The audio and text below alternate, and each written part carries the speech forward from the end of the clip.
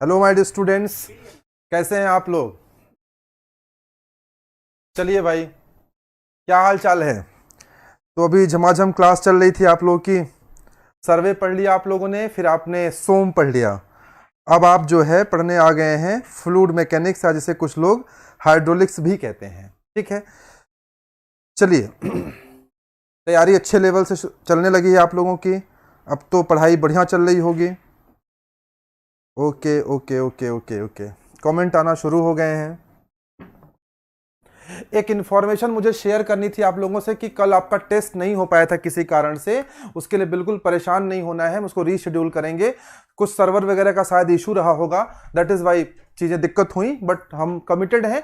हम रीशेड्यूल करके आपको फिर से टेस्ट कराएंगे, और संडे वाला टेस्ट जो फ्लूइड मैकेनिक्स का टेस्ट है वो क्लियर है, वो होगा, उसमें कोई दिक्कत नहीं आएगी, ऐसा हम उम्मीद कर सकते हैं, आशा कर सकते हैं। चलिए, आप लोगों ने अच्छा प्रयास किया है, आज सब लोगों ने लाइव शेयर किया है, ज़्यादातर लोग लाइव हैं, और ये संख्या 50 पहुंचा दीजिए। मैं आपको फ्लूइड मैकेनिक्स पूरी की पूरी fluid mechanics detailed JEE GATE IAS के लिए लेके आने वाला हूं। जैसी संख्या 50 पहुंचेगी आप वादा निभा दीजिए, मैं अपना वादा निभाने के लिए तैयार हूं। जितने प्रोमिसेस किए वो सारे प्रोमिसेस एक के बाद एक हम आपको पूरा करने वाले हैं। तो ठीक, अभी आपके लिए एक बहुत बड़ा अनाउंसमेंट होने वाला है। आज से कल भर में एक बहुत बड़ा अनाउंसमेंट आपके लिए हम करने वाले हैं। एक बहुत ही बिग सरप्राइज आपके लिए आने वाली है इसी चैनल पे। बने रहिए, स्टे ट्यून्ड विद अस। आप देखिए, बहुत कुछ हम लोग जेईई के फील्ड में रिवोल्यूशनरी चेंजेस लाने वाले हैं, क्रांतिकारी परिवर्तन लाने वाले हैं। आप देखिएगा किस तरह से हम डिजाइन करते हैं चीज़ों को। ये जो पंचवर्षीय योजना लोगों ने बना रखी थी, 5 साल से तैयारी करा रहे हैं, बच्चे सेलेक्ट नहीं हो रहे हैं, उसे खत्म करेंगे। निश्चित समय पर सेलेक्ट होकर के आप अच्छी नौकरी पाएंगे, ऐसा हमारा प्रॉमिस है। चलिए स्टार्ट करते हैं क्लास को। काफ़ी लोग काफ़ी लोग हैं लाइव। एक बार सब लोग थम्स अप कर दीजिए, फिर हम लोग क्लास की शुरुआत करते हैं बच्चों। अगले संडे को फ्लूइड मैकेनिक्स का टेस्ट है, ध्यान रखिएगा। पेपर मैंने बना दिया है, पेपर थोड़ा सा अच्छा बना है, इसलिए बढ़िया से अटेम्प्ट करिएगा। पेपर पूरे फ्लूइड मैकेनिक्स को कवर करता है, ऐसा कोई चैप्टर नहीं है फ्लूइड मैकेनिक्स का जिससे आपको पेपर में क्वेश्चंस नहीं मिलेंगे। पहले हमारी प्लानिंग थी कि फ्लूइड मैकेनिक्स में ही हाइड्रोलिक मशीन्स भी इंक्लूड करेंगे, लेकिन नहीं, अभी मैंने फ्लूइड मैकेनिक्स का अलग कराया है और हाइड्रोलिक मशीन्स का अलग करा देंगे आपको टेस्ट हम। तो पेपर बन चुका है, बी रेडी, तैयार हो जाइए। अगले संडे को बढ़िया से एग्जाम दीजिए। मजेदार पेपर है, आपको करके मजा आ जाएगा। हर पेपर में कुछ ना कुछ ट्रिकी पॉइंट है, एक बार देखने पे नहीं समझ में आएगा, फिर से ध्यान से देखेंगे तो जरूर समझ में आएगा। चलिए, तो हम लोग आपको जो क्वेश्चंस करा रहे हैं, जो लोग आज नए लाइव आए हैं उनको मैं बताना चाहता हूं बच्चों कि आज जितने भी नए लाइव हैं, अभी 42 people are watching this video, अभी 50 पहुंचाइए और इसको लाइक कर लीजिए इस वीडियो को। जितने लोग भी नए हैं उनको मैं बता दूं कि चाहे आप जिस भी जेई एग्जाम की तैयारी करते हो, चाहे कोई भी एग्जाम हो, whatever it is, SSC JE, SSC JE, Rajasthan JE, Punjab JE, UP आरविनर, डीएफसीसीआईएल, जो भी आपका टारगेट हो, ये जो क्लासेस चल रही हैं वो आपको किसी भी जेईई परीक्षा में अच्छे मार्क्स दिलाने के लिए बिल्कुल सफिशिएंट हैं। और हम लोग प्रतिबद्ध हैं कि हम पूरा सिलेबस फ्री ऑफ कॉस्ट पढ़ाएंगे यूट्यूब पर आपको शानदार तरीके से। जितने क्वेश्चंस हम लोग करा रहे हैं वो सारे क्वेश्चन जेईई गेट आईएएस के एग्जामिनेशन के आए हुए क्वेश्चन हैं। पूरी एक टीम है हमारी, फैकल्टी टीम अलग है, इसके अलावा जो कंटेंट बनाती है वो टीम अलग है। पूरी एक टीम मिलकर काम कर रही है ताकि आपको बेहतर से बेहतर हम प्रोवाइड कर सकें। 42 लाइव हैं, जल्दी ही 50 प्लस हो जाएंगे समीक्षा। एक बार सब लोग शेयर कर दीजिए। एक बच्चा अगर एक बच्चे को लेके आएगा ना, देखिए लाइव लर्नर से कुछ होता नहीं है। हमें पता है हमारी स्ट्रेंथ क्या है, हमें पता है हम क्या प्रोवाइड कर रहे हैं। लाइव लर्नर से ये होता है कि हमारा कॉन्फिडेंस अच्छा रहता है, हमें पढ़ाने में अच्छा लगता है कि बहुत सारे बच्चे हैं। चलिए, तो जो नए बच्चे हैं उनके लिए बता दूं मैं कि चाहे आप यूपी आरविनल तैयारी करते हो, चाहे आप डीएफसीसीआईएल करते हो, आपको सिर्फ पढ़ाया नहीं जाएगा, पढ़ाने के साथ साथ पूरा test series, doubt clearing session, everything we are going to provide free of cost on YouTube पर सब कुछ फ्री ऑफ कॉस्ट हम आपको देने वाले हैं बच्चों। अगर आप टेस्ट देना चाहते हैं, टेस्ट आप जरूर दीजिए। मैं बार बार कह रहा हूं, कल जिन बच्चों का टेस्ट नहीं हो पाया उनके लिए प्रॉब्लम आई, लेकिन नेक्स्ट संडे को टेस्ट की कोई इशू नहीं आएगा। और ये वाला टेस्ट भी मैं शेड्यूल करने वाला हूं। मेक माई करियर का ऐप डाउनलोड कर लीजिए। ये ऐप आपकी जिंदगी बदलने जा रहा है। ये मान लीजिए आप एक बार सेलेक्ट हो जाएंगे, आप जीवन के उस पड़ाव में हैं, आप जीवन के उस पड़ाव में हैं बच्चों जहां से एक सही निर्णय आपकी जिंदगी में चांद सितारे डाल देगा और एक खराब निर्णय आपको जमीन पर उठा के पटक देगा। इसलिए यहां से डिस्ट्रैक्ट मत होइए, डाइवर्ट मत होइए, फोकस क्लियर रखिए कि आपको करना क्या है। Set the target and hit the target. चीजों को क्लियर रखिए। हाँ जी, हाँ जी, हमारे टेक्निकल एक्सपर्ट बता रहे हैं कि कमेंट बॉक्स में लिंक भेज दिया गया है। तो मेक माई करियर की क्लासेस से जुड़े सारे अपडेट्स के लिए आपको टेलीग्राम चैनल को पे जुड़ना पड़ेगा, वहां पे आपको ज्वाइन करना पड़ेगा। इसके अलावा मेक माई करियर ऐप का भी लिंक डला हुआ है, आप वहां से ऐप को डाउनलोड कर सकते हैं। चलिए बच्चों, तो ये तमाम सारी बातें हैं। अभी बहुत सारी टीम आपके लिए आने वाली है। अभी ये 4 फैकल्टी आपके सामने दिख रहे हैं, मेरे साथ मेरी जो पूरी टीम दिख रही है। अभी ये फैकल्टी की संख्या 5, 6, 7, 8, जो बेस्ट से बेस्ट फैकल्टी होगा दिल्ली का, उसे हम लाके इस प्लेटफॉर्म पे खड़ा करेंगे और आपके लिए बेस्ट क्लासेस प्रोवाइड करेंगे। आपसे बस इतनी रिक्वेस्ट है कि आप you should share the things. आपको चीज़ों को शेयर करनी चाहिए, आपको लोगों को बताना चाहिए कि अच्छा कराया जा रहा है, अच्छा पढ़ाया जा रहा है, और आई थिंक जो चीज़ अच्छा हो रहा है उसको अप्रिसिएशन मिलना चाहिए, वो अप्रिशिएट होनी चाहिए, उसमें कोई बुराई वाली बात नहीं है। ये मेरी फोटो लगी हुई है, ये मैं हूं, ये मेरी फोटो है, और हम लोग यहाँ पे पार्टी नहीं कर रहे हैं बल्कि हम लोग यहाँ पे क्लास कर रहे हैं। मेरा नाम जीडी पांडे है और फिलहाल मैं आपको फ्लूइड मैकेनिक्स पढ़ा रहा हूँ। मैं फ्लूइड मैकेनिक्स के अलावा हाइड्रोलिक मशीन्स पढ़ाता हूँ, इंजीनियरिंग मैकेनिक्स पढ़ाता हूँ, स्ट्रेंथ ऑफ मटेरियल पढ़ाता हूँ सिविल के बच्चों के लिए। मैकेनिकल वालों के लिए मैं थर्मल का पूरा सेक्शन कवर करता हूँ, thermodynamics, heat transfer, RAC, refrigeration, air conditioning, power plant, IC engine, fluid mechanics, hydraulic machine इत्यादि तो मैं पढ़ाता ही हूँ। तो ये मेरे बारे में इन्फॉर्मेशन है। शायद कुछ लोग मुझे जानते हो, हालांकि मैं कोई बहुत फेमस आदमी नहीं हूँ, फिर भी अगर जानते हैं तो अच्छी बात है। तो आइए क्वेश्चंस की शुरुआत करते हैं। मैं आपको बता दूं कि इस क्लास में जो हम लोग प्रैक्टिस सेशन लेने वाले हैं, बच्चों, इस प्रैक्टिस सेशन में जो क्वेश्चंस कराए जाएंगे आपको, वो डायनामिक्स ऑफ फ्लूइड के क्वेश्चन होंगे। किसके होंगे? डायनामिक्स ऑफ फ्लूइड के क्वेश्चन होंगे, जिसको हम लोग फ्लूइड डायनामिक्स भी कहते हैं, जिसमें हम बर्नौली प्रिंसिपल को आधार मानकर कई सारे काम करते हैं। तो चलिए, गुड इवनिंग सर, टेलीग्राम में ऐड कैसे होंगे? अरे टेलीग्राम पे जाइए, वहां पे ज्वाइन करिए, लिंक है, लिंक भेज दीजिए। लिंक कमेंट बॉक्स में फिर से भिजवा दे रहा हूं, सीधे ज्वाइन करेंगे, ऐड हो जाएंगे ऑटोमेटिकली। फिर भी कोई समस्या है तो नीचे नंबर जो स्क्रॉल हो रहा है उस पर कॉल करिए। वहां पे कॉल नहीं लग रही है तो मेरा नंबर लीजिए। किसी बच्चे को कोई डाउट हो, आप 24/7 इस पे कॉल कर लीजिए। स्टूडेंट कम्युनिटी के लिए मैं 24/7 अवेलेबल हूं। मेरा प्रॉमिस है आपके लिए, कभी भी फोन करेंगे आपको रिस्पांस जरूर मिलेगा। थोड़ा लेट मिल सकता है लेकिन मिलेगा जरूर। कमेंट बॉक्स में लिंक आ गया है बच्चों। तो आज के प्रैक्टिस सेशन में जो क्वेश्चन हम लोग करने वाले हैं, वो क्वेश्चन किससे बिलोंग करते हैं? डायनामिक्स ऑफ फ्लूइड से बिलोंग करते हैं, या जिसको बर्नौली प्रिंसिपल वगैरह आप कहते हैं। चलिए देर किए बिना अब सीधे हम क्वेश्चंस की शुरुआत करते हैं। पहला क्वेश्चन देवियों और सज्जनों आपके स्क्रीन पर ये रहा, फटाफट जवाब देना शुरू करिए। क्वेश्चन बड़ा है इसलिए मैं थोड़ा सा, पहला क्वेश्चन नहीं है क्या ये? अच्छा, पहला क्वेश्चन नहीं है, पहला क्वेश्चन ये है। पहला क्वेश्चन ये है, क्वेश्चन थोड़ा सा बड़ा है इसलिए मैं स्क्रीन से साइड हो जा रहा हूं ताकि आप पूरा पढ़ पाएं। चलिए पढ़िए बढ़िया से और जवाब दीजिए, बढ़िया से पढ़िए और जवाब दीजिए, फटाफट पढ़िए और जवाब दीजिए। जितने लोग लाइव हैं उससे कम लोगों ने वीडियो लाइक किया है, सब लोग वीडियो लाइक कर दो भाई। फटाफट पढ़िए और जवाब देना स्टार्ट करिए।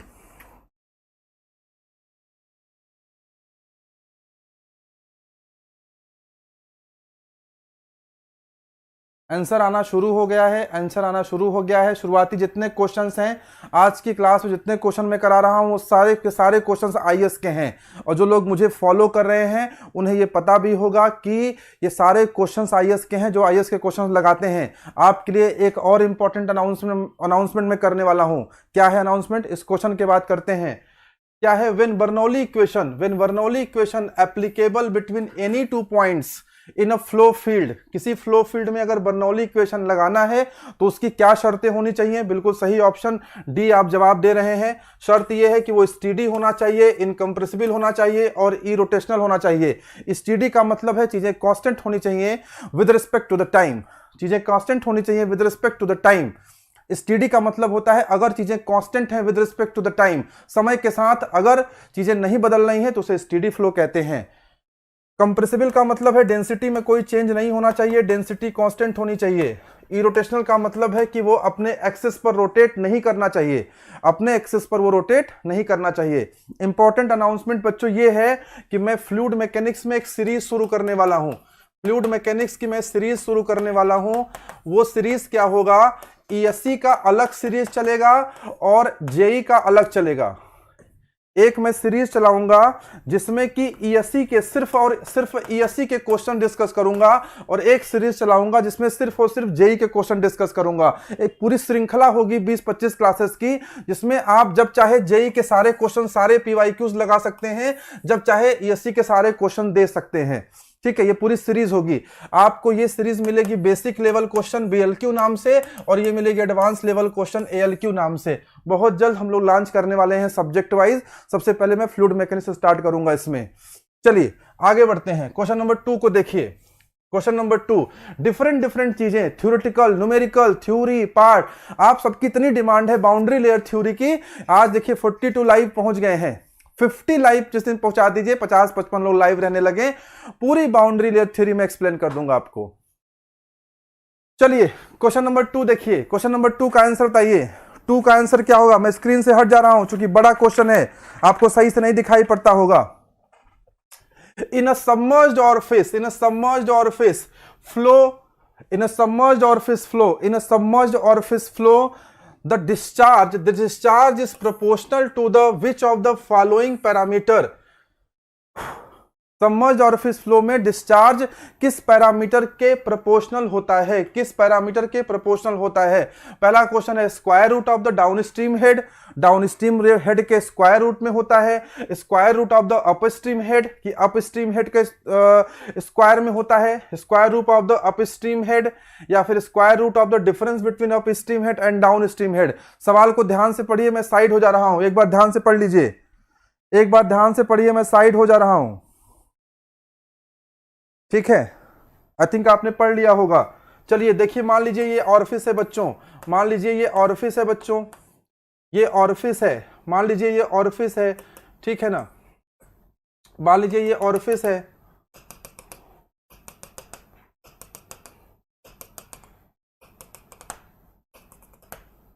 ठीक है, इस तरह की कोई ऑरिफिस है। ऑरिफिस तो समझते हैं ना कि ऑरिफिस क्या होती है, किसी को ऑरिफिस में तो डाउट नहीं है कि सर ऑरिफिस क्या होता है, ये आइडिया नहीं है सर, ऑरिफिस का आइडिया नहीं है, ऑरिफिस ही बता दीजिए पहले कि ऑरिफिस क्या होता है, बोलो यार। ठीक है, इस तरह की कोई ऑरिफिस है। देखिए मैंने इसमें अलग अलग स्ट्रीम्स दिखाने का प्रयास किया है। ठीक है, मान लीजिए ये आपका H1 है, मान लीजिए ये आपका H2 है, ये अप स्ट्रीम साइड है, मान लीजिए ये क्या है आपका अप स्ट्रीम साइड है, और ये आपका डाउन स्ट्रीम साइड है, ये स्मॉल h है, ये नीचे वाला क्या है, स्मॉल h है। तो अगर हम यहाँ पे वेलोसिटी निकालेंगे, अगर हम यहाँ डिस्चार्ज निकालना है तो हम वेलोसिटी निकालेंगे तो डिस्चार्ज का भी वही रिलेशन आ जाएगा, बोलो यार। तो अगर वेलोसिटी निकालेंगे तो क्या होता है, अंडर रूट में 2g H1 माइनस H2, यानी कि H1 माइनस H2 का क्या होना चाहिए, डिफरेंस होना चाहिए, H1 माइनस H2 का डिफरेंस होना चाहिए, और यही डिफरेंस क्या आता है, स्मॉल h। तो v इज इक्वल टू क्या बनता है, अंडर रूट में 2gh, और अगर v मिल गया तो q इज इक्वल टू तो av मिल ही जाएगा। यानी कि क्या आंसर होना चाहिए, आंसर होना चाहिए the correct answer is D part, the correct answer is D part. समझ में आया भाई लोग, समझ में आया, समझ में आया, बोलो यार। क्वेश्चन नंबर 3 की तरफ आगे बढ़े। हाँ, ऑरिफिस में वेंचुरी मीटर में एक बात का ध्यान रखना, ऑरिफिस में वेंचुरी मीटर में एक बात का ध्यान रखना, एक बात का ध्यान रखना, एक क्वेश्चन बहुत पूछता है। देखो अगर हम 2 डिवाइसेस पे बात करें, कुल मिलाकर के 3 डिवाइसेस हम लोग ज्यादा पढ़ते हैं। पहली डिवाइस हम पढ़ते हैं वेंचुरी मीटर, पहली डिवाइस हम लोग पढ़ते हैं वेंचुरी मीटर, दूसरी डिवाइस हम पढ़ते हैं ऑरिफिस मीटर, दूसरी डिवाइस हम पढ़ते हैं ऑरिफिस मीटर,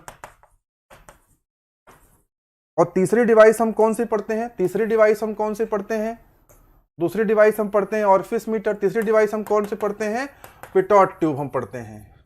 तो एक बात का ध्यान दीजिएगा, वेंचुरी मीटर में डिस्चार्ज वाले लॉसेस कम से कम होते हैं, डिस्चार्ज से संबंधित लॉसेस कम से कम होते हैं, इस बात का ध्यान रखिएगा। वेंचुरी मीटर में डिस्चार्ज से संबंधित लॉसेस कम से कम होते हैं, ऑरिफिस मीटर में डिस्चार्ज से संबंधित लॉसेस होते हैं, लेकिन अगर लेंथ की बात करेंगे, अगर फ्रिक्शनल लॉस की बात करेंगे, लेंथ की बात करेंगे, तो वेंचुरी मीटर में लेंथ वाले लॉसेस ज्यादा होते हैं क्योंकि उसकी लंबाई ज्यादा होती है।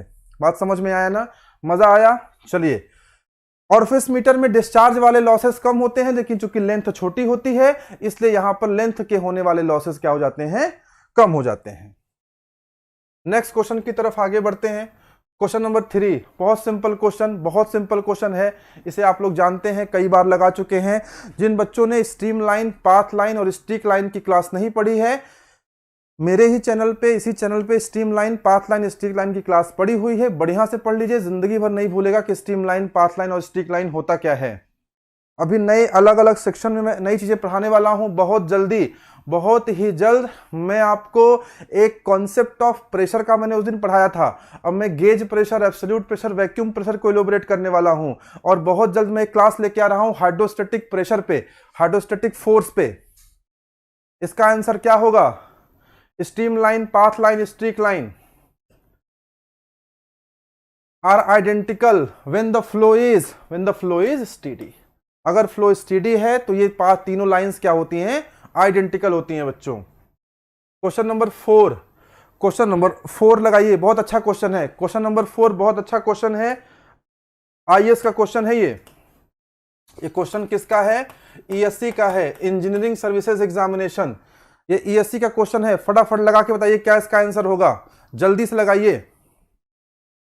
क्वेश्चन नंबर 4 ईएससी का क्वेश्चन है, ये क्वेश्चन गेट में आया है, ये क्वेश्चन एई में आया है, और ये क्वेश्चन जरूर जेई में आया होगा और फिर से जेई में आएगा। और कितना सिंपल है, कितना सिंपल है, मतलब इससे सिंपल तो कुछ हो ही नहीं सकता है। देखो ना, velocity of water stream is being measured by the L shaped pitot tube. बताओ, एल शेप्ड पिटॉट ट्यूब लिख दिया। अब कुछ बच्चे डर जाते हैं, सर ये एल शेप्ड क्यों लिख दिया? अरे पिटॉट ट्यूब को देखा नहीं आपने? पिटॉट ट्यूब इसी तरह तो होता है यार, ये एल शेप जैसा ही तो होता है, पिटॉट ट्यूब कुछ इसी तरह तो होता है।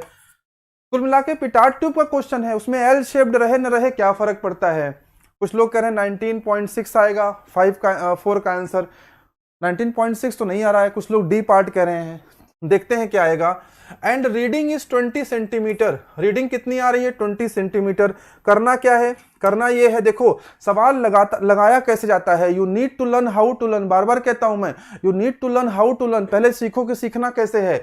सवाल ऐसे लगाया जाता है, सवाल ऐसे लगाया जाता है, सवाल ऐसे लगाया जाता है कि सबसे पहले जब सवाल देखो ना, तो सवाल देखने के बाद क्या करना चाहिए? हमें उसके एग्जाम्पल देखने चाहिए, सॉरी उसके आंसर देखने चाहिए। आंसर में देखो सब जगह मीटर पर सेकेंड है, आंसर में सब जगह मीटर पर सेकेंड है, तो यहां पर ये 20 सेंटीमीटर है, तो सबसे पहले इसको क्या करोगे? इसको 20 सेंटीमीटर को कन्वर्ट करोगे मीटर में। 20 सेंटीमीटर को किसमें क्या करोगे? कन्वर्ट करोगे मीटर में। जब मीटर में कन्वर्ट करोगे कितना हो जाएगा? 0.2 मीटर, 0.2 मीटर। अब 0.2 मीटर ये आ गया, अब कुछ नहीं रह गया। v is equal to under root में 2gh, 2 की वैल्यू 2 ही होगी, g की वैल्यू 9.81 होगी, और h की वैल्यू हो जाएगी 0.2। सॉल्व करोगे 19 पॉइंट समथिंग आंसर आएगा, हाँ 19.86। तो कुल मिला कितना हो जाएगा? 20 मीटर पर second. The correct option is D part. बोलो यार, थम्स अप करके बताओ मजा आ रहा है कि नहीं? थम्स अप करके बताइए, क्लास समझ में आ रही है या नहीं? क्लास समझ में आ रही है? अच्छा प्रैक्टिस हो रहा है ना? ऐसा फील हो रहा है कि घर पे बैठ के भी कोचिंग कर ले रहे हैं? लाइव देखा करो, लाइव के ना कुछ फायदे हैं, लाइव लर्नर के बहुत सारे फायदे हैं। पहला फायदा यह है कि आप शेड्यूल्ड में रहते हैं। क्या है लाइव के फायदे? लाइव के फायदे क्या हैं? लाइव के बेनिफिट्स क्या हैं? बेनिफिट्स क्या हैं? बेनिफिट्स मतलब मेरे लिए नहीं, मेरा कोई बेनिफिट नहीं है, आपका बेनिफिट है। मेरा जो बेनिफिट था वो तो हो गया, मेरा जो बेनिफिट था, मुझे जो सीखना था जीवन में, वो तो मैंने सीख लिया। लाइव सेशन के बेनिफिट क्या होते हैं? कि शेड्यूल होता है आपका, शेड्यूल होता है, डिसिप्लिन बना होता है क्लास में, ठीक है, क्लासेस मिस नहीं होती हैं। जैसे आपने 3 से 6 पढ़ लिया तो पढ़ लिया, 4 से 7 पढ़ लिया तो पढ़ लिया, अगर आप छोड़ेंगे कि हम बाद में पढ़ लें तो बाद वाला मिस हो जाएगा। और जान लो बेटा, अगर लाइफ में डिसिप्लिन नहीं है ना, अगर आपकी लाइफ में डिसिप्लिन नहीं है, अनुशासन नहीं है, अनुशासन का मतलब ये नहीं है कि आप मुर्गा बन के रहो हमेशा, अनुशासन का मतलब ये कतई नहीं है। कुछ टीचर्स को भी लगता है कि बच्चों को अनुशासन में रखने का मतलब है कि मुर्गा बना दो। मैथ वाले सर तो खूब मुर्गा बनाते हैं, और मुझे आज तक नहीं समझ में आया, क्योंकि मुर्गे की मैथ तो तेज होती नहीं है, तो मुर्गा क्यों बनाते हैं मुझे नहीं समझ में आया। डिसिप्लिन का कतई मतलब नहीं है कि आपको डर के रहिए, डिसिप्लिन का मतलब है कि आप अपने टाइम टेबल को फॉलो करिए, आप अपने चीजों को अच्छे से करिए। बात समझ में आया? तो डिसिप्लिन में रहिए, हमेशा काम करिए। क्वेश्चन नंबर 5 बहुत अच्छा क्वेश्चन है, 5 का दावा कर रहा हूं मैं, बहुत अच्छा क्वेश्चन है। और जो लोग लगा रहे होंगे जानते होंगे, ईएस का क्वेश्चन है। इसमें 4 पार्ट इधर हैं, 4 पार्ट इधर हैं, चारों को मिलाओगे, 8 पार्ट को मिलाओगे, 8 क्वेश्चन का एक क्वेश्चन बन के आया है 5।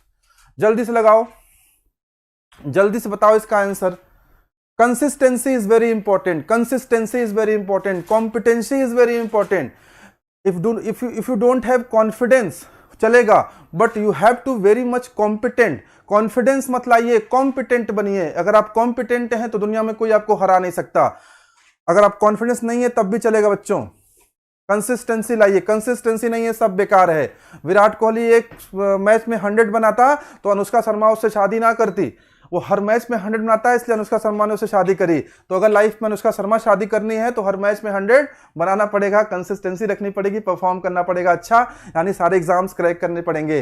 बोलो भैया बात समझ में आता है कि नहीं आता है? जिंदगी आपको सारे मौके देती है, आप पे डिपेंड करता है कि आप विराट कोहली बनना चाहते हैं या फिर पार्थिव पटेल. ठीक है, आप डिसाइड कर लीजिए. ये आपके सामने जो लिखा है इसका आंसर दीजिए 5 का. कितने लोग विराट कोहली बनना चाहते हैं, कितने लोग पार्थिव पटेल बनना चाहते हैं? बताओ बताओ भाई. जिंदगी सारे मौके देती है आपको. आप जिंदगी में सिर्फ वही चीजें पाते हैं जिसके लिए आप डिजर्व करते हैं. अगर आप बेटर डिजर्व करते हैं तो हमेशा बेटर का प्रयास करिए. कितने ऐसे लोगों को मैंने देखा है कि थोड़ी सी लापरवाही करने के कारण, थोड़ा सा बेवकूफ़ी करने के कारण वो उस मंजिल तक नहीं पहुंच पाते हैं जिसके लिए वो डिजर्व करते हैं. बात समझ में आया? तो ऐसी लापरवाही आप अपने साइड से मत करिए. आपकी लायक जो चीज़ है उसे आप हासिल करिए, छीन के ले आइए, चाहे जैसे करिए. अगर आप JEE, गेट, IAS जो भी बनना चाहते हैं, देयर इज़ वन लाइफ, एक ही जिंदगी है यार, बार बार थोड़े मिलना है. पता नहीं अगले जन्म में गधा बन जाओ, कुछ लोग तो इस जन्म में भी गधे हैं हालांकि, लेकिन पता नहीं अगले जन्म में कौन सा बन जाओ, तोता बन जाओ, कौवा बन जाओ, काँव काँव करते रहो. कौन सा पढ़ने का मौका मिलेगा? बात समझ में आया ना? इस जन्म में मौका मिला है, इस जन्म में GD सर भी मिले हैं, पढ़ लो फ्लूइड मैकेनिक्स, बन जाओ JEE. चलो, जिंदगी ना मिलेगी दोबारा, जिंदगी ना मिलेगी दोबारा. ठीक है, चलिए क्वेश्चन करते हैं. मैच द लिस्ट 1, लिस्ट 1 से लिस्ट 2 मिलाते हैं, लिस्ट 1 से लिस्ट 2 मिलाते हैं. ए किससे मिलेगा बताओ? बोलो भाई, ए किससे मिलेगा? Hot wire anemometer. कितनी बार बताया है कि ये फ्लक्चुएटिंग वेलोसिटी को नापता है. हॉट वायर एनीमोमीटर किसको नापता है? फ्लक्चुएटिंग वेलोसिटी को नापता है. बोलो यार, समझ में आ रहा है ना? चलो बी में क्या है? Pitot tube. पिटॉट ट्यूब क्या करता है? पिटॉट ट्यूब का संबंध है स्टैग्नेशन पॉइंट से. स्टैग्नेशन पॉइंट से कैसे संबंध है समझाएंगे. स्टैग्नेशन पॉइंट क्या होता है समझाएंगे. पिटॉट ट्यूब क्या होता है समझाएंगे. पिटॉट ट्यूब का तो लोग नाम ही गलत लेते हैं. हाँ, उसका नाम है पीटो ट्यूब. पीटो ट्यूब, पिटॉट ट्यूब नहीं है, पिटॉट ट्यूब नहीं है. प्रोनाउंसिएशन बहुत खराब है भारत में, उच्चारण बहुत खराब है लोगों का. ठीक है, आप अच्छा उच्चारण करिए. सी किससे होगा? V notch weir. Notch weir का संबंध किससे होता है? डिस्चार्ज से. डी किससे जुड़ेगा? टेकोमीटर क्या नापता है? Rotational speed. आंसर क्या होगा? 3 4 1 2. क्या आंसर होगा? बोलो 3 4 1 2. 3 4 2 1 गलत हो गया. 3 4 2 1 गलत हो गया. 3 4 1 2 सही हो गया. 3 4 3 1 2 सॉरी, 4 3 1 2 गलत हो गया और 3 4 1 2 सही हो गया. द करेक्ट आंसर इज 5 का आंसर है डी पार्ट. कर लिया आप लोगों ने? कर ले रहे हैं आराम से. ठीक है ना? जो क्वेश्चन आपसे निकल जा रहा है ना, उस क्वेश्चन को खराब मत समझा करिए कि सर ये तो निकल गया, बड़ा सिंपल था. सिंपल क्वेश्चन ही आएगा एग्जामिनेशन में. एंड माय डियर फ्रेंड्स, एक चीज हमेशा याद रखिए, simple things are always complicated. जो लोग मेरे से पढ़े हैं वो जानते होंगे, मैं हमेशा बोलता रहता हूं, simple things are always complicated. आप सिंपल थिंग्स में ही फंसते हैं, कॉम्प्लिकेटेड तो आप निकाल ही लेते हैं. Simple things are always complicated. तो सिंपल में मिस्टेक नहीं करना है. चलो क्वेश्चन नंबर 6. क्वेश्चन नंबर 6 बताओ, इसका आंसर बताओ. डिफ्यूजर एंगल की बात कर रहा है. डिफ्यूजर एंगल की बात किसमें कर रहा है? वेंचुरी मीटर में. बोलो भाई, बोलो बोलो बोलो बोलो, फटाफट आंसर बताओ. कुछ लोग संख्या कम हो गई, फटाफट बढ़ाओ इसको, संख्या बढ़ाइए. अच्छे क्वेश्चंस करा रहा हूं, सारे के सारे क्वेश्चंस, जितने भी क्वेश्चंस मैं करा रहा हूं सबके सब क्वेश्चंस किसके हैं? IAS के क्वेश्चंस हैं. सबके सब क्वेश्चंस किसके हैं? IAS के हैं. It is recommended that diffuser angle should be kept less than 18 degree. Diffuser angle समझते हो? देखो, इधर से कन्वर्जेंट पार्ट होता है. ठीक है, इधर से कन्वर्जेंट पार्ट होता है और इधर से डाइवर्जेंट पार्ट होता है. ये कन्वर्जेंट पार्ट है, ये डाइवर्जेंट पार्ट होता है. तो ये जो एंगल बनता है ना, इस एंगल को हम कह रहे हैं 18 डिग्री को लिमिटेड करते हैं, लिमिटेड टू 18 डिग्री. ठीक है, क्या लिखा है, it is recommended that diffuser angle should be kept less than 18 degree. हमें 18 डिग्री से कम रखना चाहिए। 18 डिग्री से कम हमें क्यों रखना चाहिए? 18 डिग्री से हमें कम इसलिए रखना चाहिए कि अगर 18 डिग्री से हम ज्यादा रखेंगे, 18 डिग्री से हम ज्यादा रखेंगे तो ये कुछ इस तरह से बनेगा। बात समझ में आया? ये कुछ इस तरह से बनेगा ना। जब ये इस तरह से बनेगा तो यहां पर सबसे बड़ी जो समस्या आएगी वो आएगी फ्लो सेपरेशन की। जो समस्या आएगी वो फ्लो सेपरेशन की समस्या आएगी। तो फ्लो सेपरेशन को अवॉइड करने के लिए हमें 18 डिग्री से बिलो होना चाहिए एंगल। तो क्वेश्चन नंबर 6 का आंसर क्या होगा? बोलो 6 का आंसर क्या होगा? कुछ लोग कह रहे हैं सी पार्ट। हाँ जी, सही बात है। Pressure increases in the flow direction and flow separation में अकर। प्रेशर बढ़ेगा जिससे आपका फ्लो सेपरेशन हो सकता है। बोलो भाई, समझ में आ रहा है? अगर सब लोग को समझ में आ रहा है, क्लासेस आपके लाभ के लिए हैं, आपके अच्छाई के लिए हैं। और एक चीज जान लीजिए, अभी हम लोग लाइव क्लासेस ले रहे हैं, हमारे वीडियो पड़े रहते हैं, बाद में भी आप देख सकते हो। लेकिन कल को हम इस वीडियो को लगातार नहीं रखेंगे, हम हटा देंगे। लाइव ही आपको क्लास मिलेगी। लाइव आइए, डिसिप्लिन्ड वे में क्लास पढ़िए, हम आपको पढ़ाएंगे, आप पढ़िए, 2 वे इंटरेक्शन होगा, तभी मजा आएगा। बाद में आप पढ़ के क्वेश्चन भी तो नहीं पूछ पाओगे मेरे से। Which of the following is measured by rotameter? Rotameter से क्या नापते हैं? बोलो, रोटामीटर से क्या नापते हैं? बोलो भाई, सवाल का जवाब दो। रोटामीटर से क्या नापते हैं भाई? Which of the following is measured by rotameter? Rotameter बोलो यार, क्या नापते हैं रोटामीटर से? रोटामीटर से क्या नापते हैं बताओ? अभी हाइड्रोस्टैटिक लॉ पे बहुत अच्छी क्लास लेके आ रहा हूं, बहुत अच्छी क्लास हाइड्रोस्टैटिक फोर्सेस पे। हाइड्रोस्टैटिक फोर्सेस कैसे काम करते हैं, P equal to rho GH कैसे आता है, हाँ, इसका डेरिवेशन पूरा करा के दिखाऊंगा। बोलो, रोटामीटर से क्या नापते हैं? 7 का आंसर आना शुरू हो गया है, 7 का आंसर आना शुरू हो गया है। The correct answer is B part. Rotameter से क्या नापते हैं? तो रोटामीटर से नापते हैं डिस्चार्ज। रोटामीटर से नापते हैं डिस्चार्ज। इसको हिंदी में आप लोग क्या कहते हैं? विसर्जन। डिस्चार्ज नापते हैं। बात समझ में आया? तो काफी लोग सही जवाब दे रहे हैं, काफी जनता सही जवाब दे रही है। हम लोग आगे बढ़ें। क्वेश्चन नंबर 8, ठीक है। कुछ क्वेश्चन थोड़े से डिफिकल्ट हैं। सर डिफ्यूजर तो प्रेशर इंक्रीज करता है, तो अगर 18 डिग्री से लेस हुआ तो प्रेशर डिक्रीज होगा ना सर? बोले तो क्या कह रहे हैं दीपक, आप फिर से रिपीट करिएगा, ठीक है। क्वेश्चन नंबर 8 देखिए, अभी आ रहे बेटा, उस क्वेश्चन पे भी आ रहे हैं। क्वेश्चन नंबर 8 देख लीजिए पहले।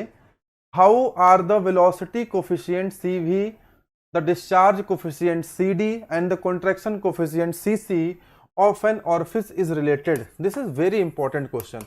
ये क्वेश्चन में कुछ दम नहीं है, इस क्वेश्चन में कोई दम नहीं है, लेकिन ये क्वेश्चन बार बार पूछता है एग्जामिनेशन में। बहुत सिंपल सा क्वेश्चन है, आप तुरंत बता भी लेंगे, लेकिन ये पूछता बार बार है, बार बार ये क्वेश्चन आता है।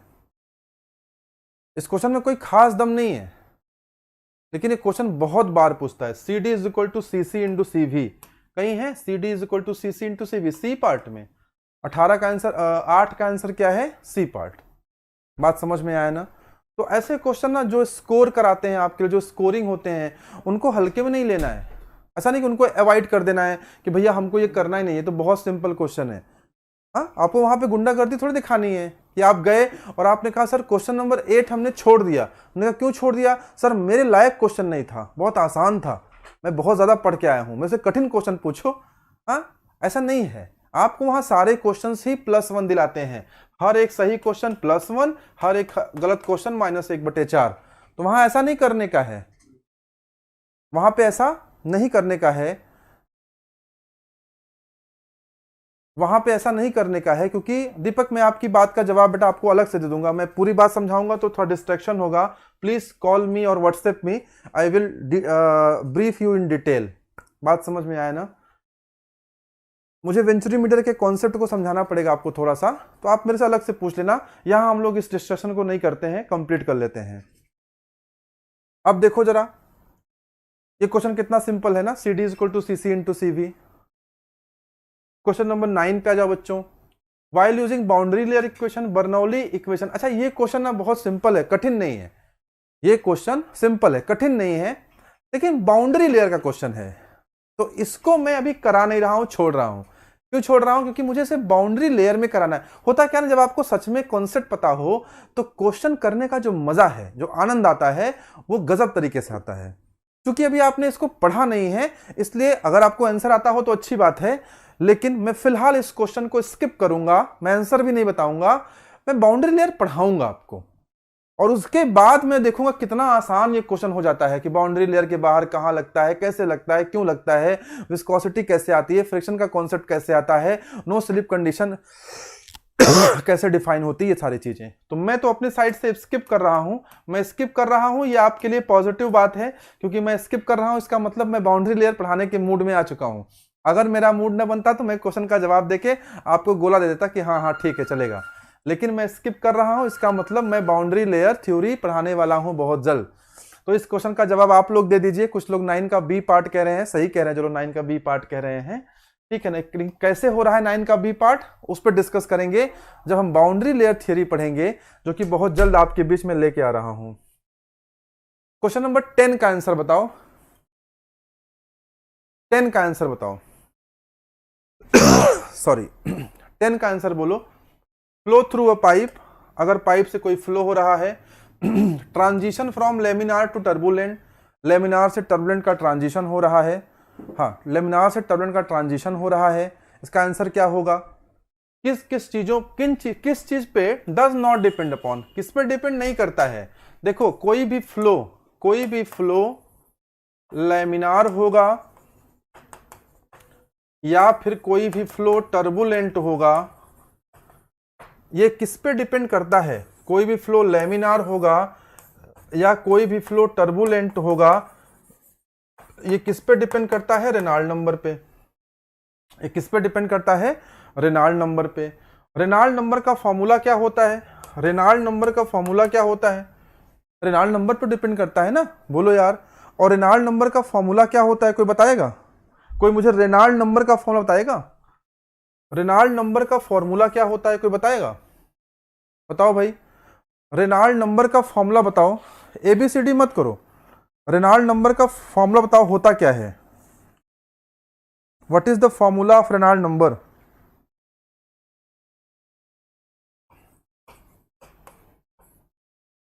ये होता है रेनॉल्ड फॉर्मूला, यही होता है ना फॉर्मूला। अब इस फॉर्मूले को ध्यान से देखो, इस फॉर्मूले में क्या आपको नहीं दिख रहा है? जो नहीं दिख रहा है वही आपका आंसर है। क्या नहीं दिख रहा है? लेंथ। डेंसिटी है ही है, वेलोसिटी है ही है, डाया है ही है। Dia means characteristics dia. अभी डाया और कैरेक्टरिस्टिक्स डाया क्या होता है, इस पे बात करेंगे हम लोग। और ये आपकी विस्कोसिटी है। समझ में आया? हाँ, कुछ लोगों ने फॉर्मूला लिख भी दिया है, वेरी गुड। ठीक है, आगे बढ़ें। Flow between any two stream lines, कोई दो स्ट्रीम लाइंस हैं, कोई दो स्ट्रीम लाइंस हैं, एक स्ट्रीम लाइन ये है और दूसरी स्ट्रीम लाइन ये है, मान लो कोई दो स्ट्रीम लाइंस हैं, एक स्ट्रीम लाइन ये है और दूसरी स्ट्रीम लाइन ये है।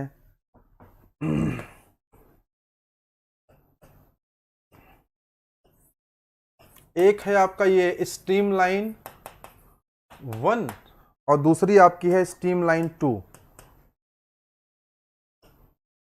ये क्वेश्चन भी आईएएस का क्वेश्चन है बच्चों। ये स्ट्रीम लाइन 1 है, स्ट्रीम लाइन 2 है। The flow between any two stream lines, दो स्ट्रीम लाइंस के बीच का जो फ्लो होता है ना, वो रिमेन्स द सेम होता है। रिमेन्स द सेम क्यों होता है?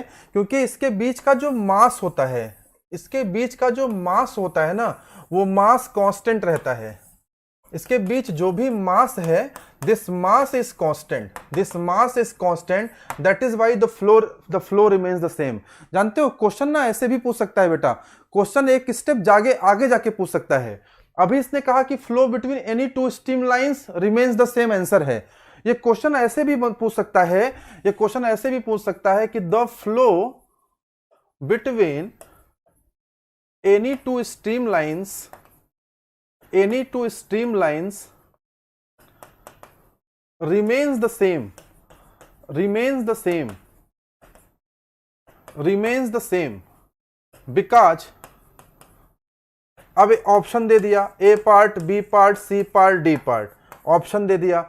अब इस क्वेश्चन को जब आप क्लास में पढ़ेंगे ना वहां एग्जाम हॉल में, तो आप कंफ्यूज हो जाएंगे। आप क्या कंफ्यूज होंगे? आप सोचेंगे कि सर हम यही तो बताने आए थे, हम तो रट के आए थे बताने कि दो स्ट्रीम लाइन के बीच का जो फ्लो होता है वो रिमेन्स द सेम होता है। ये तो क्वेश्चन में खुद ही बता दिया, जो हम बताने वाले थे वो क्वेश्चन ही बता दिया, अब हम क्या करें? तो ऐसा भी हो सकता है कि आपसे तर्क पूछे कि क्यों ऐसा होता है, क्यों क्यों क्यों बताओगे? Mass is constant. तो उसके पीछे का रीजन क्या है? Mass is constant. समझ में आया ना? जो आप बताने गए थे वही पूछ लिया, तब क्या करोगे? तो उसके पीछे का रीजन भी आपको पता होना चाहिए कि what is the reason behind the things. चलो एक अच्छा सवाल है। ये सवाल ईएस में भी आया है और ये सवाल आपके ईएससी में भी आया है, इंजीनियरिंग सर्विसेज एग्जामिनेशन में, और जेई में पूछा है। अच्छा सवाल है, एक लाइन का सवाल है लेकिन बच्चों को बहुत कंफ्यूज करता है। एक लाइन का सवाल है, सिर्फ एक लाइन का सवाल है, लेकिन बच्चों को बहुत कंफ्यूज करता है। लगाओ इसका जवाब, बताओ जरा, बताओ। मैं साइड हो जा रहा हूं एक बार स्क्रीन से। बताओ इसका जवाब क्या होगा?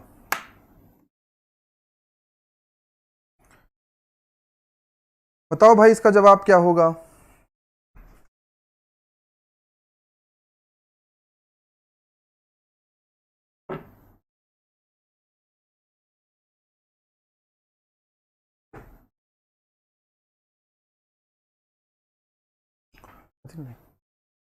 जवाब बताइए, बताइए फटाफट, क्या इसका आंसर होगा? बहुत सिंपल सा क्वेश्चन है, एक लाइन का है सिर्फ, लेकिन बस वही है कि एक लाइन का जवाब आना चाहिए आपको। ठीक है, मास इज कांस्टेंट। इसका बताओ, इसका a liquid moving with constant angular momentum. Constant angular momentum. हमारे एक गुरु जी थे, मतलब हैं, वो एक बात कहते थे कि सवाल का जवाब सवाल में ही छुपा रहता है। वो कहते थे सवाल को ध्यान से पढ़ लो, जवाब मिल जाएगा। इस सवाल का कुछ यही हाल है। एंगुलर मोमेंटम कांस्टेंट है, यानी M V into R is equal to constant. अगर m फिक्स है, m कांस्टेंट है, तो v into R is equal to constant. अगर v इंटू आर कॉन्स्टेंट है तो v1 r1 is equal to v2 r2। v1 की value दी हुई है, टेंजेंशियल वेलोसिटी 1.2, r1 की वैल्यू दी हुई है 3 मीटर, v2 की वैल्यू नहीं दी हुई है, पूछी है, और r2 की वैल्यू दी हुई है 1.5 मीटर। इस सवाल में क्या रह गया बताओ? इस सवाल में क्या है? मुझे कोई बताए कि इस सवाल में क्या है? इस सवाल में क्या ऐसा है जो आपको नहीं आ रहा? इस सवाल में क्या है? नथिंग, कुछ नहीं है। एक लाइन का सवाल है लेकिन एक नंबर दिलाएगा आपको। अब यहां से क्या करोगे? यहां से ये करोगे कि V2 की वैल्यू निकालोगे, कितनी आएगी? 1.2 इंटू 3 अपॉन 1.5, 1.5 दूनी 3, 2.4। The correct answer is 2.4। अच्छा, मजेदार बात यह है कि इसमें सारे आंसर गलत हैं और तुम लोग इसमें भी सही आंसर ABCD करने लगे। इसमें सारे all options are incorrect, all option are incorrect. The correct answer is 2.4। मैंने जानबूझ के आंसर नहीं हटवाया, मुझे पता था आंसर गलत दिए हुए हैं, लेकिन मैंने जानबूझ के नहीं हटवाया कि आप लोग, मुझे पता है कि आप तुरंत ABCD चालू हो जाएंगे। हर जगह ABCD नहीं होता, आप लगाओ तो सवाल। कुछ लोग, तुम लोग खाली यही तो नहीं करते हो, A part, B part, C part, D part, ऐसे धोखा हो जाएगा। सारे आंसर ही गलत थे, आंसर तो है ही नहीं, आंसर है बस ऑप्शन में नहीं दिया हुआ है। The correct answer is 2.4। समझ में आया बच्चों? इस सवाल के एग्जामिनेशन में पूछे जाने की संभावनाएं ज्यादा हैं। ऐसे सवालों को आप जरूर कवर किया करिए। जो मेरा अनुभव है, 10 सालों का जो मेरा अनुभव है, कम से कम इतना तो मैं समझ सकता हूं, इतना मैं समझ पाता हूं कि पैटर्न क्या चेंज हो रहा है। उदाहरण के तौर पे मैं आपको बताऊं, अभी ईएस का कल पेपर था। ईएस के पेपर में एक सब्जेक्ट ऐड हुआ है, रोबोटिक्स एंड मेकाट्रॉनिक्स। कल आईएएस का एग्जाम था और आईएएस के एग्जाम में कुछ दिन पहले एक सब्जेक्ट ऐड हुआ है, कुछ साल पहले, रोबोटिक्स एंड मेकाट्रॉनिक्स। मैंने कितने सारे एस्पिरेंट्स को ये बताया। मैं गेट और आईएएस के बच्चों के लिए भी काम करता हूँ, कंटेंट डिजाइनिंग का बहुत सारा काम है, ठीक है, उनकी बुक्स बनवाना है, उनके लिए बहुत सारे काम होते हैं गेट और आईएएस के लिए। आगे चल के हम लोग अपने चैनल पे भी गेट आईएएस का काम करेंगे। गेट आईएएस में एक सब्जेक्ट ऐड हुआ है, मैंने प्रॉपर कहा था कि आप जान लेना मेकाट्रॉनिक्स से बहुत सारे क्वेश्चन आएंगे। बहुत सारे एस्पिरेंट्स हैं जो मेरे से जुड़े हुए हैं, बोले सर क्या क्या इसका वेटेज रहेगा। मैंने कहा एक बात श्योर समझ लो कि मेकाट्रॉनिक्स का से एडवांटेज से वेटेज जरूर अच्छा रहेगा। और कल 10 से 12 नंबर के क्वेश्चन सिर्फ मेकाट्रॉनिक्स आए थे। देखिए होता क्या है ना, ट्रेंड की एनालिसिस करना बहुत जरूरी है, चाहे वो आईएएस हो, चाहे गेट हो, चाहे जेई हो। जेई में भी यही है। अब जेई का पेपर भी अच्छा सेट होता है क्योंकि जो चीजें हैं जो जो जो जिन्हें सेलेक्ट करके लाना है, उन्हें चुन के लोग लाना है। चुने हुए लोग चाहिए, छटे हुए लोग नहीं चाहिए। समझ में आया ना, उन्हें सिलेक्टेड लोग चाहिए, चुने हुए लोग, छटे हुए लोग नहीं चाहिए। तो थोड़ा सा पेपर का लेवल अच्छा बनता है और वो दिन दूर नहीं है। आज मैं इस चैनल पे कह रहा हूं, एक आध साल के अंदर देख लेना, वो दिन दूर नहीं है कि 6-8 महीने के अंदर जेई के सिलेबस में भी मेकाट्रॉनिक्स, रोबोटिक्स जैसी चीजें ऐड होने जा रही हैं। यूपीपीएससी एई में पहले कभी नहीं पूछता था, last time mechatronics robotics add हुआ, अच्छे खासे क्वेश्चन आए थे। एसएससी जेई में बहुत जल्द ही ऐड होने वाला है मेकाट्रॉनिक्स रोबोटिक्स, आप देख लीजिएगा। बात समझ में आया? चलिए ये क्वेश्चन लगाइए, बढ़िया सवाल है, ये भी बढ़िया सवाल है। अभी शिवेंद्र सर के आने में बस 5 मिनट का समय है, तब तक आप इस सवाल को लगा लीजिए, तब तक सर आ जाएंगे। The figure shows 4 curves, 4 curve हैं। 4 कर्व कैसे बने हैं, मैं कर्व बना देता हूं अलग अलग, आपको कलर से आपको दिखेगा अलग अलग। 4 कर्व हैं। एक कर्व बना है आपका ऐसे, इस तरह से। एक कर्व बना है आपका इस तरह से, जो सबसे कम फ्लैट है। जो दूसरा वाला कर्व है वो थोड़े से ज्यादा फ्लैट है। जो तीसरा वाला है, या आप इसी में देख लो क्या मतलब, फिर से बनाने से सामने दिख तो रहा है, मुझे लगा नहीं दिख रहा होगा। हाँ देखो, ए वाला जो कर्व है, वो सबसे अधिक फ्लैट है। बी वाला कर्व देखो थोड़ा सा कम फ्लैट है, सी वाला और कम फ्लैट है, डी वाला और कम फ्लैट है। तो कह रहा है कि इसमें जो ए वाला है, ए वाला जो कर्व है, ये वाला जो ए की बात कर रहा है, जो ए वाला कर्व है, ये पूछ रहा है इसके लिए रेनॉल्ड नंबर की करेस्पॉन्डिंग वैल्यू क्या होगी। इसके लिए, हाँ चॉकलेट वाला क्वेश्चन है, इसके लिए रेनॉल्ड नंबर की अप्रोक्सीमेट वैल्यू क्या होगी। बोलो यार, रेनॉल्ड नंबर की वैल्यू क्या होगी। देखो एक चीज जान लो, रेनॉल्ड नंबर की वैल्यू जितनी बढ़ेगी, रेनॉल्ड नंबर की वैल्यू जितनी बढ़ेगी, कर्व उतना ही फ्लैट होना शुरू हो जाएगा। रेनॉल्ड नंबर की वैल्यू जितनी बढ़ेगी, कर्व उतना ही, अगर कर्व इस तरह से है, फ्लैट कम है, तो निश्चित रूप से रेनॉल्ड नंबर की वैल्यू क्या होगी, रेनॉल्ड नंबर की वैल्यू कम होगी, क्योंकि फ्लो लैमिनार होगा। फ्लो कैसा होगा, लैमिनार होगा। अगर रेनॉल्ड नंबर की वैल्यू बढ़ी तो कर्व में थोड़ी फ्लैटनेस आएगी, और बढ़ी तो और फ्लैटनेस आएगी, और बढ़ी तो और फ्लैटनेस आएगी। As the Reynold number increases, the flatness of the curve increases. बात समझ में आया? तो रेनॉल्ड नंबर की वैल्यू जितनी बढ़ेगी, कर्व फ्लैटर होगा। तो सबसे कम ए को देखिए ध्यान से आप, अगर आप ए को ध्यान से देखिए तो ए सबसे कम फ्लैट है। ए में ए का पेट देखिए बिल्कुल निकला हुआ है इस तरह से। हाँ, जैसे जो लोग वॉक नहीं करते हैं उनका पेट नहीं निकल जाता है, वैसे निकला हुआ है, ठीक है ना। जो वॉक करते हैं वो मेरी तरफ फिट रहते हैं हमेशा। तो देखो ए का पेट देखो, ये देखो यहां से यहां तक निकला हुआ है, इतना इसका निकला हुआ है पेट। ये फ्लैट नहीं है ना, फ्लैट नहीं है, ये फ्लैट नहीं है। इसका मतलब इसके लिए रेनॉल्ड नंबर की वैल्यू सबसे कम होगी। और सबसे कम वैल्यू कितनी दी हुई है, सबसे कम वैल्यू दी हुई है 1000। समझ में आ रहा है? बोलो भाई। तो चलिए आज की क्लास में इतना ही। ये कुछ क्वेश्चंस मैं आपके लिए लेके आया था। अब शिवेंद्र सर आ रहे हैं, वो क्लास आपके लिए कंटिन्यू करेंगे, प्रोडक्शन इंजीनियरिंग पढ़ाएंगे। जो मैकेनिकल के बच्चे हैं वो बने रहेंगे, सिविल के बच्चे विदा लेंगे, और वो बच्चे अपने घर पे जहां भी आप पढ़ रहे हैं क्लासेस, वहां पे क्या करेंगे, वहां पे रिवीजन करेंगे। एक बच्चा कह रहा है सर आप फिट हैं, तुम्हें कोई डाउट है क्या? मैं 100% फिट हूं भाई। हाँ चलिए, और जो है क्या कह रहे थे आपसे, हाँ हम ये कह रहे थे कि आप रिवीजन करेंगे, पढ़ेंगे, चीज़ों को रिवाइज करेंगे, और किसी प्रकार की कोई समस्या आती है तो नंबर नीचे स्क्रॉल हो रहा है उस पर बात करेंगे, या फिर मेरा खुद का नंबर मैं आपको दे दे रहा हूं। जितने लोग नए आए हैं वो मेरा नंबर जरूर नोट कर लें, 9454153570। इस नंबर पे कॉल करेंगे आप, आपकी सारी समस्याओं का समाधान लेके मैं जीडी पांडे अपनी पूरी टीम के साथ मेक माई करियर पे उपलब्ध रहूंगा। बात समझ में आया? अच्छा भाई, तो अभी मैं विदा लेता हूं। हमेशा की तरह आपको याद दिला देता हूं कि आसपास बहुत सारी पॉजिटिविटी रखिए, नेगेटिव लोगों से दूर रहिए। हर एक घर में, हर एक रिश्ते में, हर एक क्लास में, हर एक चौराहे पर, हर एक मोहल्ले में, हर एक जिला में, हर एक प्रदेश में और हर एक देश में नेगेटिव लोग भरे पड़े हैं, उनसे काफ़ी दूर रहिए। पॉजिटिव लोगों के आसपास रहिए, आपको अच्छा लगेगा।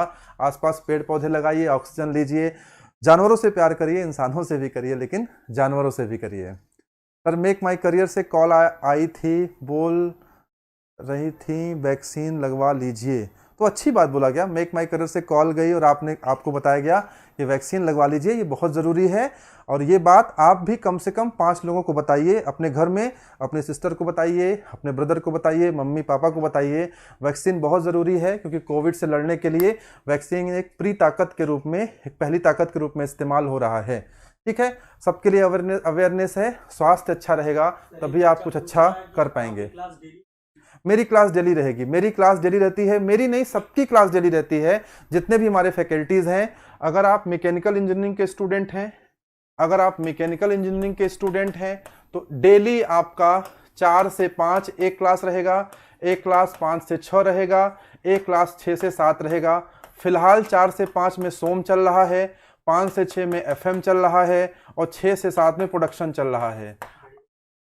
ठीक है, अगर आप सिविल के स्टूडेंट हैं, अगर आप सिविल के स्टूडेंट हैं तो एक क्लास 3 से 4 रहेगा, एक 4 से 5 रहेगा और एक क्लास 5 से 6 रहेगी। यहाँ पर आपका कोई सब्जेक्ट 1 रहेगा जो कि इस समय सर्वेइंग है। यहाँ पे फिलहाल सोम चल रहा है, सोम खत्म होगा कोई और शुरू होगा। यहाँ एफएम चल रहा है, ये खत्म होगा कोई और शुरू होगा। ठीक है बच्चों? हाँ रवि सिंह जी, मैंने वैक्सीन लगवा लिया है और अभी दूसरा डोज भी मेरा अगस्त में है, तो दूसरा डोज भी मैं लगवा लूँगा। फिर कोरोना की ऐसी तैसी हो जाएगी, फिर आप लोगों के लिए और अवेलेबिलिटी रहेगी। ठीक है, मैंने लगवा लिया है, आप लोग भी ज़रूर लगवाइए। वैक्सीन लगवाना बहुत ज़रूरी है और कोविड से बचने के जितने भी उपाय हैं बहुत ज़रूरी है। जीवन बहुत बहुमूल्य है। कौन सी वैक्सीन लगवाई है सर आपने? कोवैक्सीन लगवाई है मैंने, कोविशील्ड है, कोवैक्सीन नहीं, कोविशील्ड लगवाई है, कोविशील्ड। तो जीवन बहुत इंपॉर्टेंट है, एक ही बार मिलता है, वो भी आपको मनुष्य का जीवन मिला है। मैंने आपसे कहा ना कि जितने भी आपको चीज़ें करनी है अच्छी इस जीवन में कर डालिए। कुछ पता नहीं अगले जीवन में आप गधे बन जाएं, घोड़े बन जाएं, कौआ बन जाएं, चिड़िया बन जाएं। मनुष्य का जीवन मिला है तो बड़ा से बड़ा काम करिए, खुद भी अच्छा करिए और लोगों के लिए भी अच्छा करने का प्रयास करिए। इन्हीं तमाम अच्छी अच्छी बातों के साथ अब विदा लेने का समय है। मैं बिल्कुल आपका टाइम वेस्ट नहीं करूँगा। हाँ, समीक्षा करिए 12 अगस्त को लगवा लीजिएगा सर। हाँ, 12 अगस्त को ही लगवाएंगे, ठीक है ना। 12 या 13 के आसपास डेट भी वैक्सीन की है। वैक्सीन वालों को भी पता था कि मेरे बर्थडे के आसपास ही वो लोग मुझे इंजेक्शन लगाना चाहते हैं, तो ज़रूर लगवाएंगे। और आप लोग भी स्वस्थ रहिए, मस्त रहिए और व्यस्त रहिए पढ़ाई में। आज के लिए इतना ही बच्चों, फिर मुलाकात होगी कल। Thank you very much.